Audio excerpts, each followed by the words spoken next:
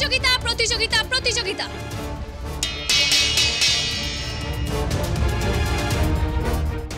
কি তাহলে হয়ে যাক প্রতিযোগিতা? কিসের প্রতিযোগিতা? কাদের মধ্যে প্রতিযোগিতা? আমার আর বন্ধু দিদির মধ্যে।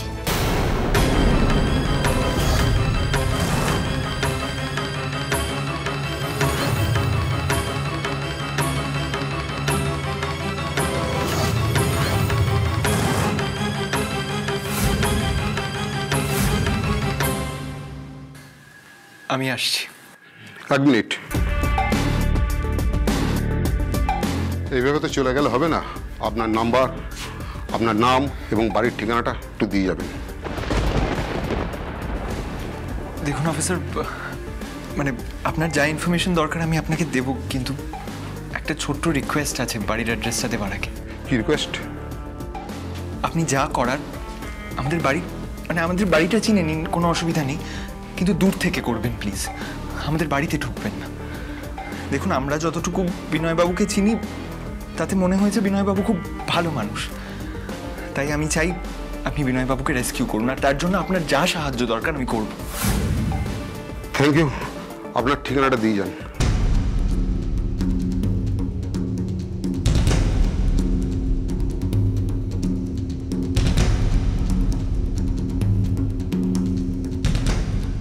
ওকে,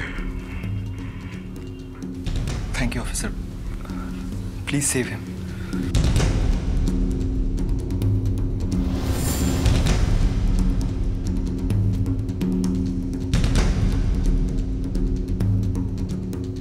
কার ফোন নম্বর দিয়ে গেল ছেলেটা? কে দিতে বলল? সাগর তো নিজে থেকে এসব করবে না, নিশ্চয়ই ফড়িং ফড়িং এসব করাচ্ছে।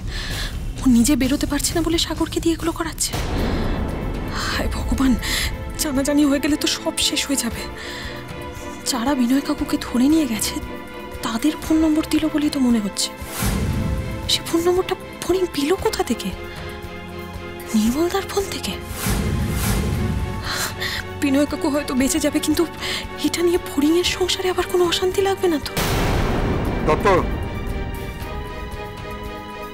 মেজবাবুকে গিয়ে বলো এই নাম্বারের লোকেশনটা ট্রেস করতে, আর ট্রেস করতে পারলে ওখানে ফোর্স পাঠাতে হবে, একজনকে রেস্কিউ করাতে হবে। যাও। ফড়িং, তুমি কি বলছো? কিসের প্রতিযোগিতা? আমি জানি ব্যাগ বাবু, কেউ দিক আর না দিক তুই আমাকে উৎসাহ দিবি। এই প্রতিযোগিতায় তুই আমার পক্ষে থাকবি। দেখো সবাই, দেখুন দাদা, আমরা সব বড়রা এখানে দাঁড়িয়ে রয়েছি, আর এই মেয়ে আগেই তার বরকে গ্রিপে নেওয়ার চেষ্টা করছে। আহা, ও কি বলতে চাইছে সেটা বলতে দাও না মেজো বউ। বলো বলো ফড়িং, কিসের প্রতিযোগিতা? এই যে এই বন্ধু দিদি এবাড়ির ভালো বউ হতো নাকি আমি এবাড়ির ভালো বউ হব, তার প্রতিযোগিতা।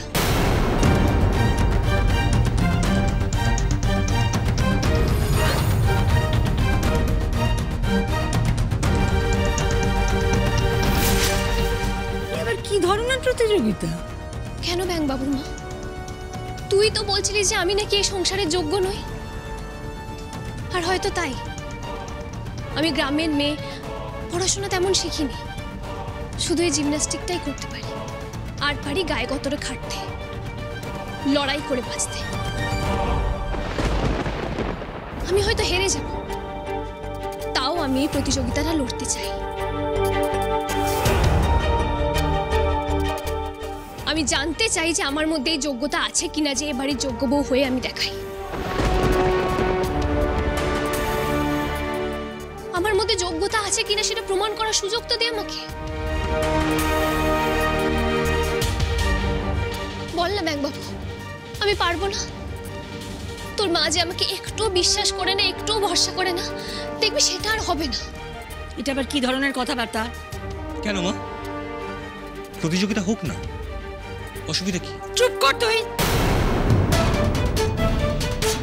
এমনি কি না কি বলে দিল, তুই মেনে নিলি? এই মেয়ে তোকে হাতের মুঠোয় নেওয়ার চেষ্টা করছে, বুঝতে পারছিস না? মা দাঁড়াও মামুনি, ফড়িং যদি প্রতিযোগিতায় চায় তাহলে প্রতিযোগিতা হবে।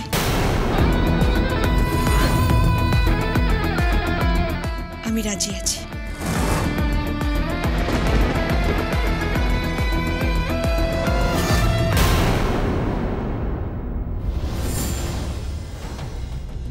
এই যে ফড়িংকে হেল্প করতে গিয়ে নির্মল মামার নাম্বারটা থানায় দিয়ে এলাম,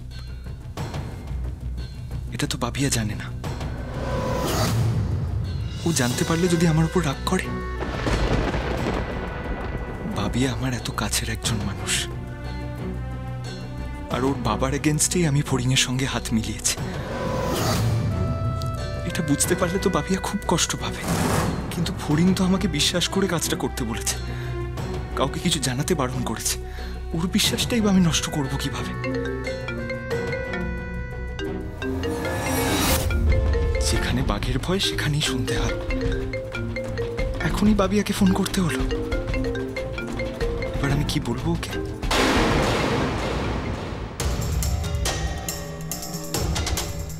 হ্যাঁ বাবিয়া বল। কি রে, কোথায় আছিস তুই? তোকে কাল থেকে ফোন করছি, মেসেজ করছি, কোনো রিপ্লাই নেই। কি হয়েছে, কোথায় আছিস তুই? কি কলেজে? হ্যাঁ, না মানে কলেজের কাজে। আমি ওই এক বন্ধুর বাড়ি এসেছিলাম, কিছু নোটস নেবার ছিল। কেন, কোনো সমস্যা হয়েছে? সমস্যা আবার কি?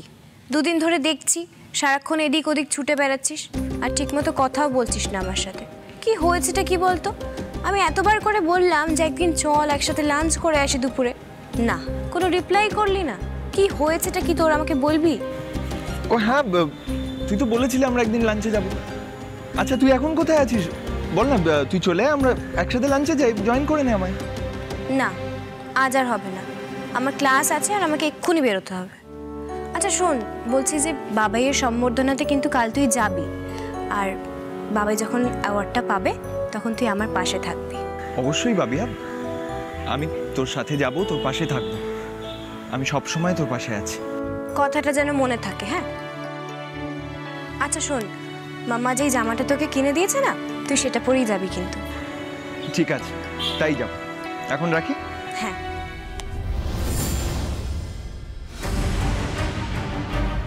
আই এম রিয়েলি সরি বাবিয়া, আমার হয়তো তোকে সবটা বলা উচিত। তোর বাবাকে সন্দেহ করা হচ্ছে, তার মোবাইল থেকে নাম্বার নিয়ে আমাকে থানায় দিয়ে আসতে বলা হয়েছে, আর আমিও সেটাই করেছি। এটা জানতে পারলে তুই আমাকে কি ভাববি সেটা আমি জানি না।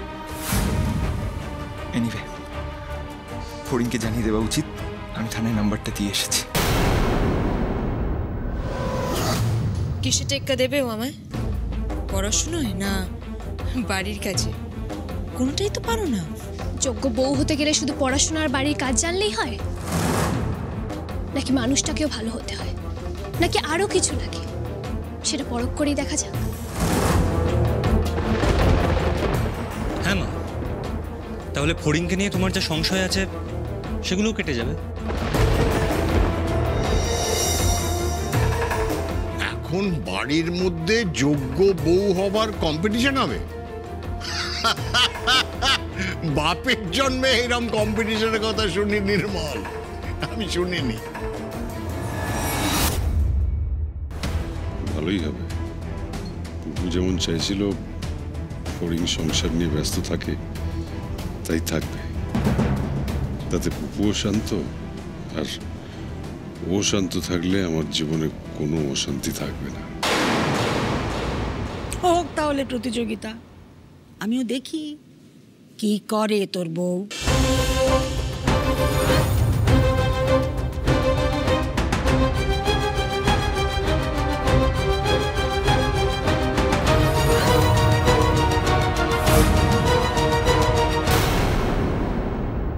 পুলিশ রেড করেছে? পুলিশ কি করে জানলো বিনয়কে এখানে রাখা হয়েছে? স্যার আমি কিচ্ছু বুঝতে পারছি না। একমাত্র মোবাইলের লোকেশন ট্রেস করে পুলিশ ওই জায়গাটার খোঁজ পেতে পারে। তোমাদের নাম্বার কোথা থেকে পেলো? তোর ফোন থেকে রে মামা। শুধু একটা কথা বলবো, কালকে তোর সম্বর্ধনার দিনটা তোর জীবনের সেরা দিন হবে।